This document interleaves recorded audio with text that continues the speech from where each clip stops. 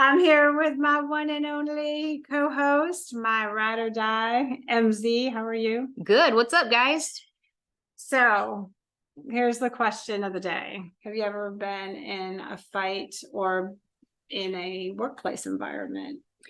So thankfully, no, not directly. I have seen my fair share of workplace violence, and we've all heard the stories through the years of what kind of awful things happen, not just in the military, but in the healthcare setting too.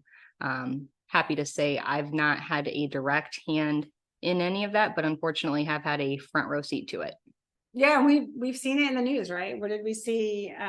Fort Hood, there was the psychiatrist, The sleeper cell guy, right? yeah, that lost his cookies. Yeah, and he went and shot up. And then there was one up in there was a base up in Washington State. This was a lot of years ago. It's probably maybe 20 years ago. And the only reason I remember it, their guy walked into the hospital and started shooting things up. But one of my buddies that we flew with was actually there and dove underneath a stretcher and fortunately didn't get hit. So there was that. And I've been in a couple scenarios. I had amazingly, it wasn't a patient. It was actually a physician that lost his mind and he got in my face and they thought he was going to choke me out and they ran down and got the flight commander. And when they got the flight commander, they said, hey, we think he's gonna, like, you need to come now. I think he's gonna get decked. And so she did, and he didn't deck me. I was lucky, but he had an abusive pattern. Like one time he ripped the call bell off the wall because it was ringing and it was driving him crazy. And when I became the nurse manager, I actually had to go down to the quality office and he had a massive file on all the stuff that he had done. And amazingly, still in the military. I have no idea because they apparently needed doctors really desperately at that time. And the longer that's tolerated, the more and more he's going to think that's okay. Right, that is acceptable. Exactly. So I was just curious what if you had ever experienced it yourself, and because I looked at the studies, and I think you did some research too, right? A little bit, yep. And we're seeing it on the rise, and COVID just absolutely escalated that because we have now a nursing shortage, healthcare shortage. It's not even just nursing, it's a healthcare shortage. So we're noticing that workplace violence across the board is on the rise, right? We're having lots of issues. I just saw a study, I think it from between 2011 to 2018, it was up like this astronomical number, like 63%. That's before COVID. And then it continued to go up during COVID. And then what did we run into on top of that? A shortage, right? Because they were dying or they were leaving from burnout. So you looked at some stats. You actually have some real numbers in there. What do you have? Yeah. So I had found one from, it was June of this year, so very recent, and an astounding 62% of respondents to the survey that was done had indicated that they'd endured some kind of scratching, biting, or hitting from combative patients, which unfortunately was not a huge surprise. It's a little more than half. And I think, most healthcare workers that you talk to have some kind of story, along those lines where they've been exposed to it or dealt with it themselves. Another 21% said that a patient had thrown something at them. 14% said that they had dealt with some kind of sexual assault or harassment. And this one kind of threw me for a loop. 1% said that they were actually shot by a combative patient that was using a firearm. I'm thinking, holy crap, how does that even happen? Maybe, they're in the ER and they still have it on them. I don't know, but either way, I don't think nurses or really any healthcare professional goes into that job, that occupation thinking, well, I'm going to get my ass whooped today. It's not part of the deal up front. But it is very much a part of, unfortunately, the picture. Well, the shooting part, when you said that 1% and how that happens, I'm taking a stab at this, but one, your ER is front line, right? If we were breaking down where the violence was happening, it would not be shocking to say a large percentage was in the ER, right? That's your frontline area. ER, ambulance services. Yeah, urgent cares, any place that they're first walking in the door, I'm sure that that risk is higher. But what kind of popped in my head when you said that, like, how does somebody like, that you're taking care of becomes combative and shoot you? There's a lot of drive by, dump them off, right? Somebody, their buddy gets hurt, but maybe they were doing something that was Gang illegal. violence. Yeah, gang violent at that. So they are going to help their buddy and they're going to drive by and just throw them out the door and keep going. So if the guy's armed and he's high or anything's going on or he's disoriented for any reason at all. TBI or even just pain makes people do weird things. Oh, absolutely. I think there's other environmental factors with that too. I mean, think about the long wait times that people have to deal with when they show up to the ER, or the lack of information given by staff. I know that can be incredibly frustrating, or even just the differences in language or culture. You get some I don't know. I don't want to start stereotyping too much, but you get somebody that doesn't necessarily appreciate the healthcare worker that comes from another country. They can't understand them. They're just trying to get to the bottom of whatever is going on with their loved one. And it gets super frustrating. I think that can kind of be, the building blocks, the catalyst of where some of that violence might come in from a patient to healthcare employee standpoint. Oh, God, yeah. And then again, add on to it that COVID hit. And in the beginning, there was a lot of healthcare workers that were not surviving because they didn't know what this was and how to handle it.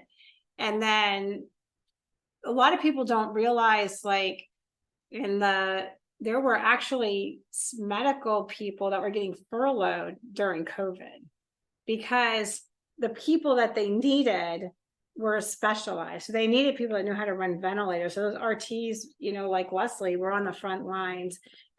Any ICU nurse, anybody that knew how to run a ventilator was the hot commodity, right? Trauma nurses, ICU nurses, who knows? Maybe some of the ER nurses had that background. RTs were on the front line.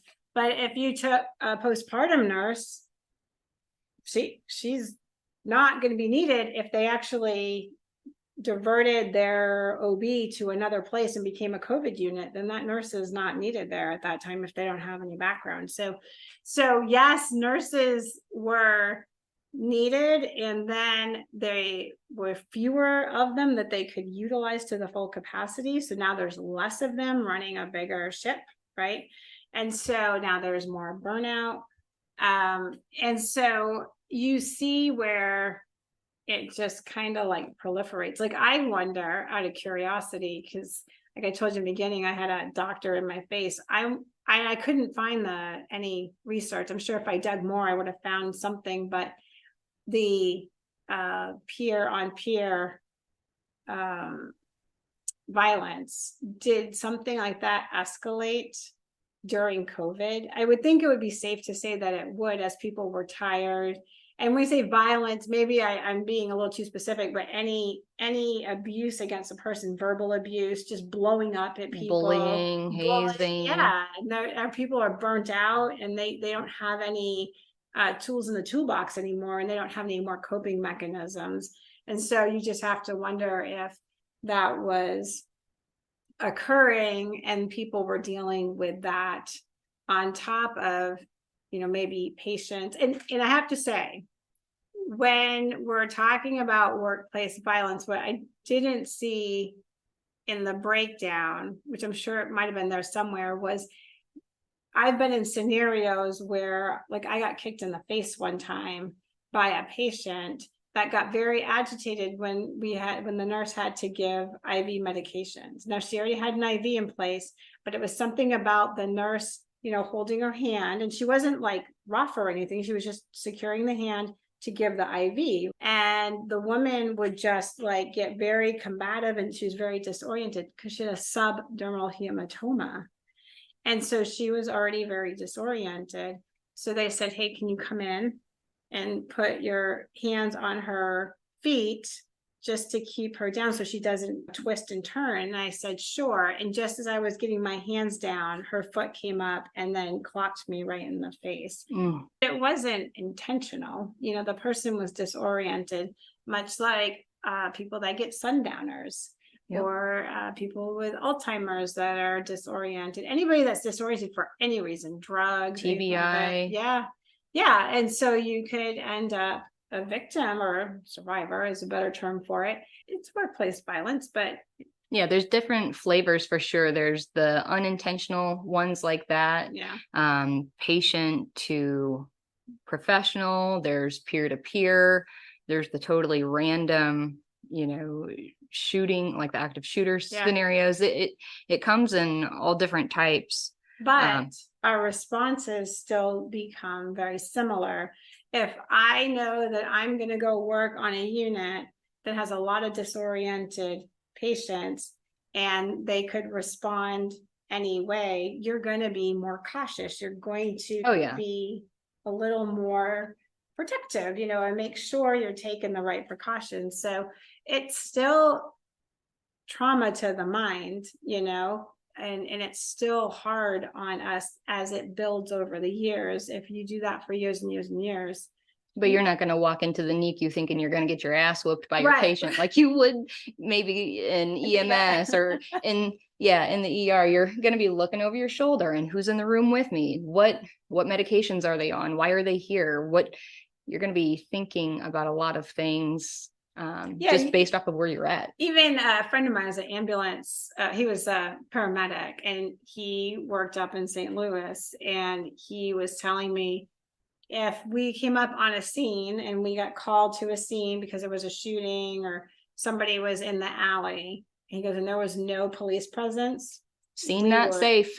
We are not walking in there. We're not going to be a hero because we're probably not going to come out either.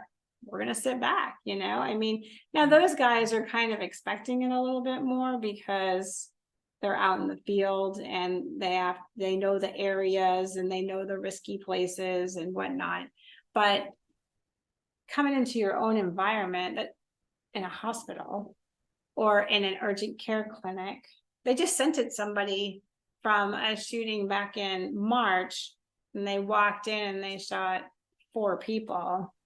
And this was unfortunate because this is the exception, not the rule. It was a veteran. And I say that because people assume, a veteran has PTSD, then you have to be careful. They're going to lose their mind. No, not always the case. The majority of the people do very well, but there is a population like anybody that if it's too severe and they didn't get the right intervention or didn't get intervention, then they become a higher risk. Just like anybody that has severe mental health conditions. If you take the military away from that and you just said this is a person with severe PTSD from trauma, maybe massive childhood trauma or whatever, the same scenario could happen, right? It's all about them getting the help. Did they get the help? Were they, So that was an unfortunate situation, but I just saw that where he just got indicted on 4 counts. Man. We could go into a whole rabbit hole with what led up to that point, and maybe we can save that for another day, because as you're explaining that scenario, I have questions about reaching out for help and how many times, what kind of resources were there, what did the wait time look like. So I'll save that for another time. But another scenario that pops up in my head was First Lieutenant Katie Blanchard, who was an Army nurse working on Fort Leavenworth in Kentucky. She was at work one day and a coworker ended up, I don't know, what all had happened leading up to that, but they had some kind of confrontation. There was some conflict there, and a coworker ended up dumping gasoline on her, lit her on fire. And obviously that in the hospital, in the hospital, they were at work. Out of the corner of her eye, she saw some kind of like brown liquid. It was the gasoline. Coworker ended up literally dumping it on her, lit her on fire. And I mean, it changed everything. Was this a former coworker or a no, current? It was I think they were working the floor together that day, and he ended up lighting her on fire, and of course had to be transported. They took her to San Antonio Hospital from Kentucky, and her rehab on the burn unit took long time. She wasn't able to nurse on the floor anymore. She was a mom, 3 kids, like in the hospital for a long time. And from what I understand, just reading online and hearing other interviews that were done, while she was at that San Antonio hospital, she met another Army captain. He wasn't a nurse. He was actually a Green Beret. His name was Captain John Arroyo. He's Green Beret, and I think it was about 2 years prior to Lieutenant Blanchard's unfortunate situation. He was shot at close range by a coworker. He had just pulled up to work that day, and there was a specialist.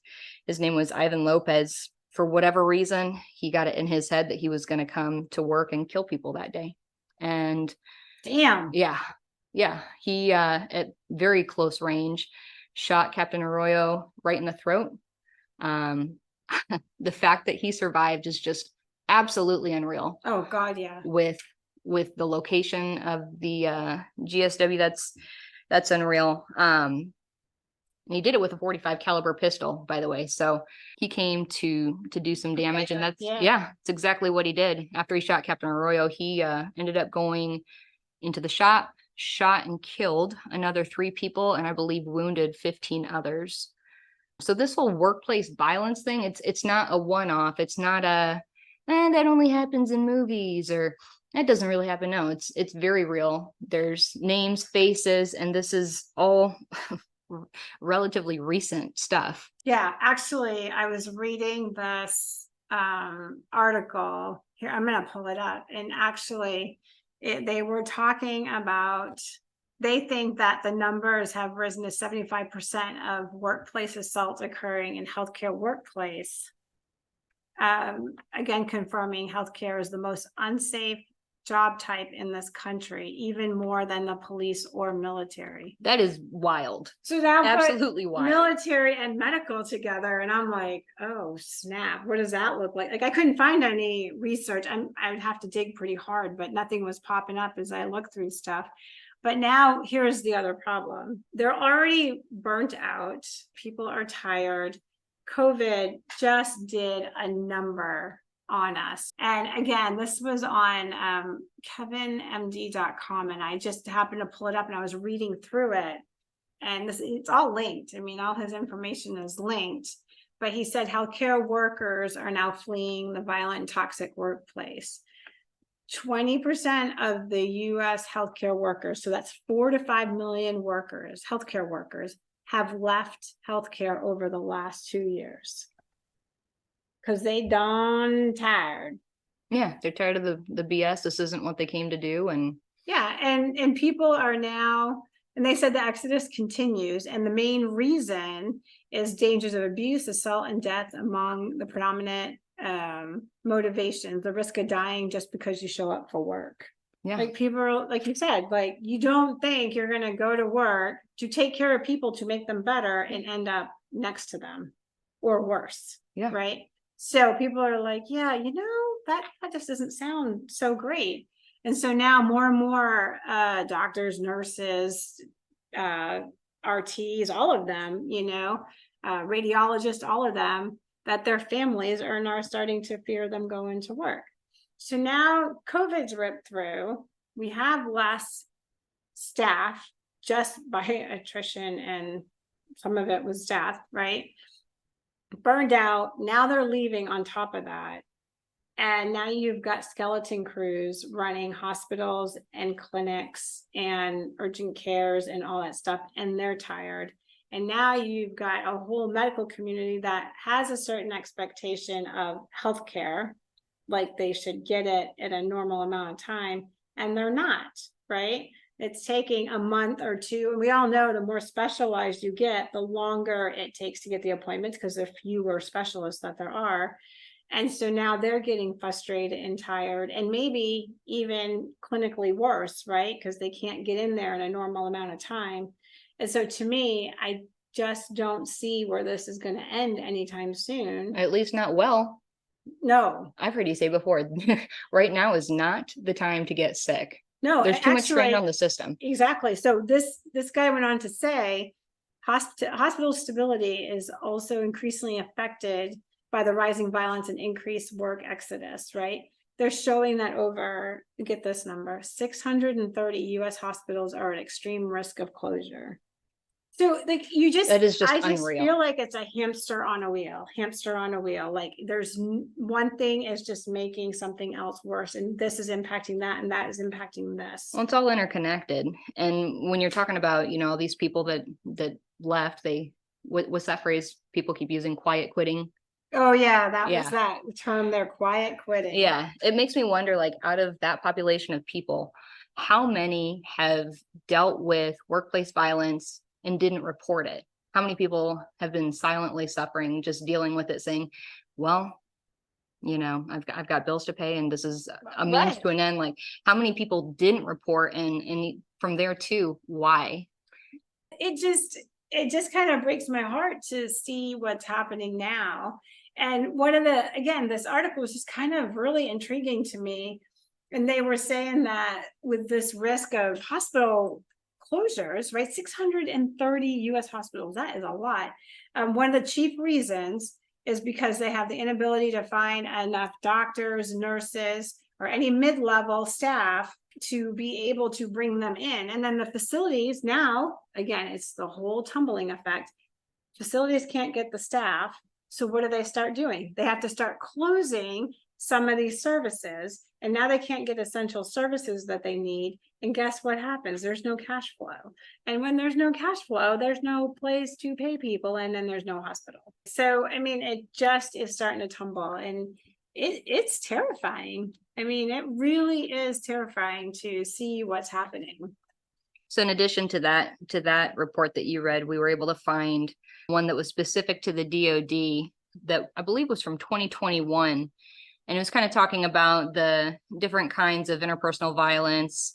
Military in general. Yes. Yeah. Specific to the military, and touched on, why people weren't reporting, and who was, and broke it down even further by of those that reported, what their demographics look like. And I was kind of telling Detox earlier, wasn't surprised to learn that a majority of them were male. The military, just by its nature, is majority male, so that didn't come as a surprise. A majority of the reports were enlisted. Also not really surprising if you know anything about our culture.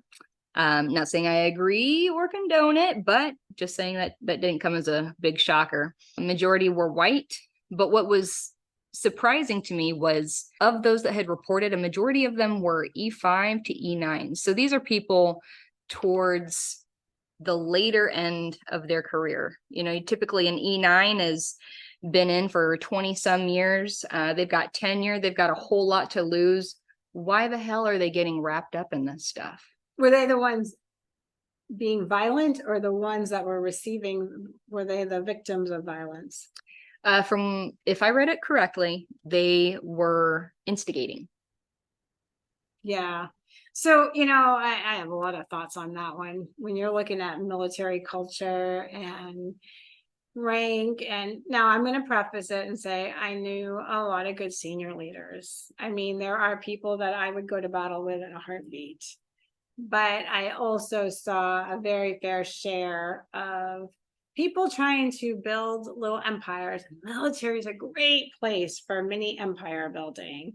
And when you're dealing with a rank structure, but I think this is what we agreed on back when we talked with Leslie Yancey, was that the biggest difference is that they could say in the civilian sector, fuck you, pound sand, I quit, kind of thing. And we don't have that luxury. We have to do 7-day opt out. If we take off and we're not where we're supposed to be, we're now AWOL. I mean, you don't get to quit. And then there's a no rank pink structure, notice. right? Yeah. So I don't care what anybody says. If you're like, why didn't they say something? I'm like, because they're a senior airman, or they're a private, they're a junior ranking enlisted person. Like, they are like the old fashioned, like raising your kids. They should be seen and not heard, right? And it is very easy to suppress them and try to shut them up. That's fine. It has a lot to do with, the barriers to reporting, just the rank structure in itself. And I think a lot of probably fear, fear of embarrassment, fear of not being believed, fear of repercussions. If I speak up and, maybe there's going to be some kind of retribution. There's a whole lot of reasons why. Well, it's a psychology because we are taught what? We are a team. So we're a team and suck it up. Suck it up because we are part of a whole and we don't have any individuality in that. The success of the team is to be the success of everybody. Everybody's success is the success of the team, right? So when somebody steps up and says, hey, this isn't right, that hurt me, there's no me in this, right? It's a team. So it's a struggle to come up forward and say, hey, we have a problem here. And then it's going to be like, who are you going to believe? And really hard for Airman Snuffy to say that chief or that senior or that whatever did something violent against me or assaulted me or whatever. And maybe that person on the front side was like everybody's friend. Nobody could believe that he could do that or she could do that or whatever. You know what I mean? Yeah. So when you get into the he said, she said stuff and you're dealing with rank, the low person on the totem pole often is the one that loses. Yeah, they're going to shy away from it. You lump in, distrust in their chain of command or a lack of confidence in the due process that should be happening. It's no wonder that people are staying quiet about it. So I have something that I thought was kind of jaw-dropping. So after 9/11 and COVID, and I'm putting out these two big events, flight attendants were really getting beat up, probably literally in some senses. And I'm bringing this up with a purpose here. And so what happened? They have air marshals. If a flight attendant or any flight staff member says you're out, there is no question they are out. They will get TSA in there or the police, the airport police, and they will remove them. They can do that, right? They have as much security as they can because these guys were really having problems with belligerent people. The point I was making to this is that they have all this support for the airlines and they give them that empowerment and there's all kinds of rules have been put in place and all this stuff, right? And I'm sure it's not perfect, but I'm just saying that things have been done, right? So far, they have various healthcare workplace violence bills have appeared in front of Congress over the past several years, but they have failed to win enough support to be acted upon. And they said one of the reasons that they felt that this was the cause why there was not enough action was because they think that there might not be enough public awareness. Well, guess what we're doing today, Deep Talks? Public service announcement. Don't be a douchebag. Yeah.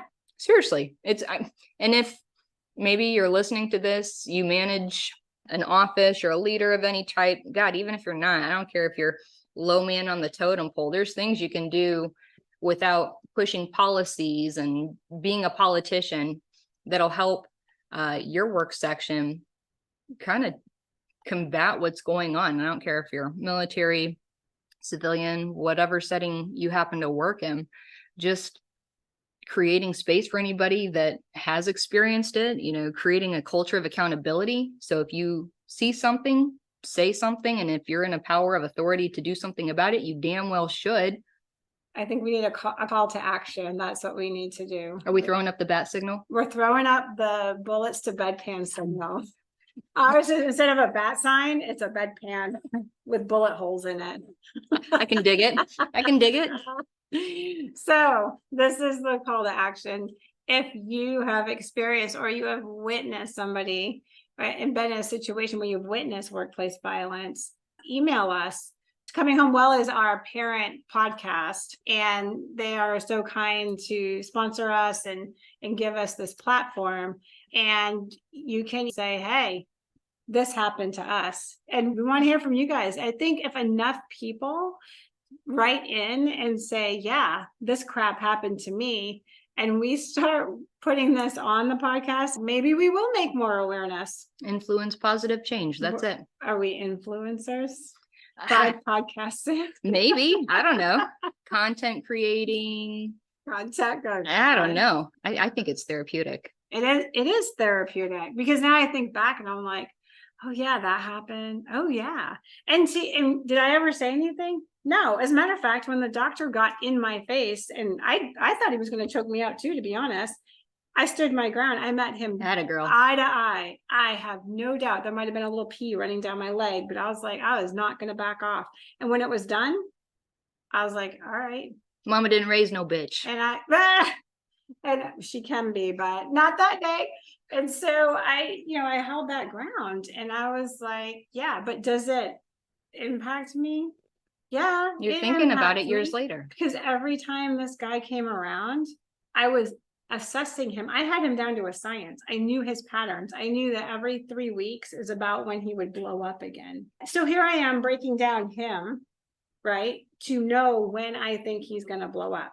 That is a little bit of trauma, you think?